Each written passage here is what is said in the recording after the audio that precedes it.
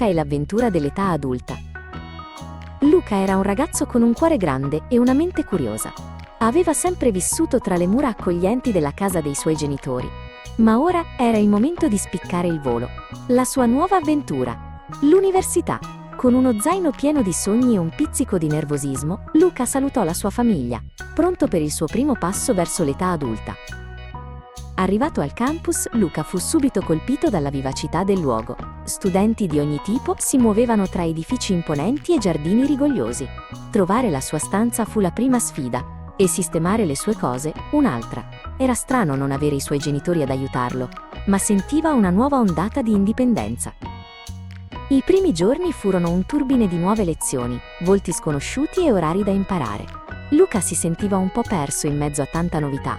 Un pomeriggio, mentre cercava di capire un esercizio complicato, una ragazza con un sorriso gentile si avvicinò. «Ciao, sono Lila», disse. «Sembra che tu abbia bisogno di una mano». Lila si rivelò una preziosa amica.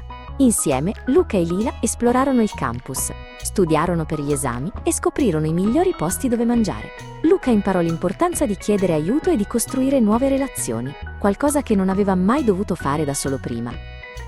Un giorno, Luca si trovò di fronte a un compito universitario particolarmente difficile.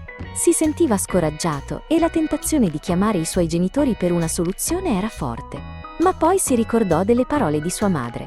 «Luca, tu sei più forte di quanto pensi». Decise di affrontare il problema da solo. Passò ore a leggere, a fare ricerche e a provare diverse soluzioni.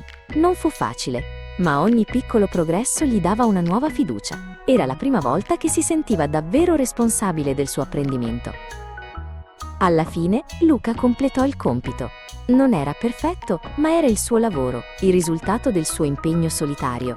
Consegnò il compito con un senso di orgoglio che non aveva mai provato prima. Aveva imparato che l'indipendenza non significava fare tutto da solo, ma avere la fiducia di provarci.